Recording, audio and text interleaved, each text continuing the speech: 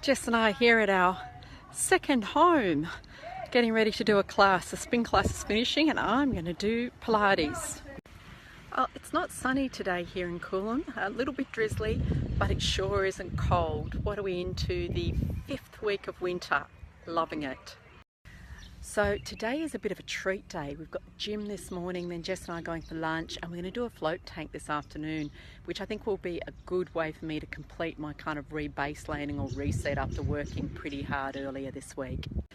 It's just been a bit crazy, the level of detailed coordination and logistics I've had to put into the project for the Learning and Performance Institute this week. Even this morning I've spent like close to 3 hours getting working groups started.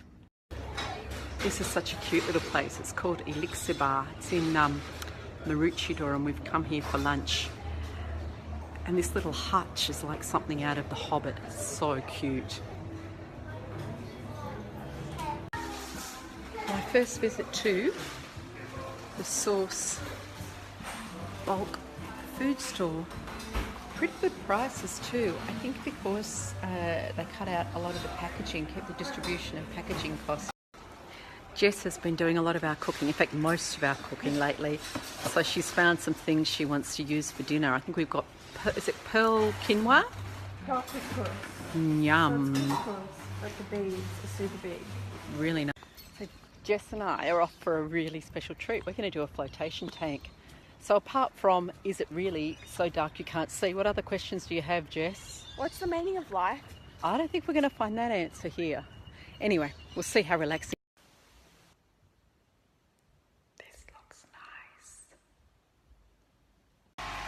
That was very relaxing. I had a good sleep.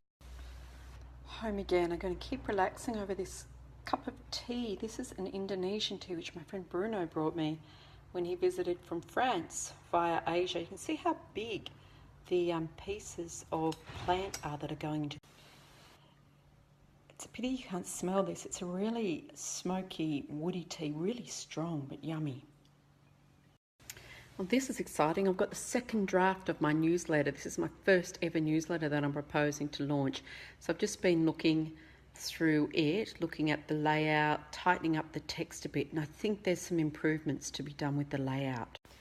So little things like this hand here facing up. I think it's better if all these little hands face in and they're left aligned. I also think the section layout needs to be improved. I'd like to see these two sections. Yeah, I think chat time and tip time could be side by side with smaller photos. And these big buttons, I'd like to see all the buttons reduced to the same size like this. So as you can see, I've engaged someone else to set up the newsletter for me. Just far quicker, far easier than me trying to master that skill. And I've been wanting to do this for 18 months. I'm so keen to get this newsletter off. I did a little bit of work, hopefully final edits of my next blog post. It takes me a long time to write one of these opinion pieces, a couple of months of thinking, writing, going backwards and forwards with Katie Mack, my writing mentor. But it's also a really worthwhile thing for me to do because it forces me to take all these fragments of thoughts that I have about where we're headed with learning and development and the vision I have for it in organisations, and to pull them together and shape them and make them eloquent.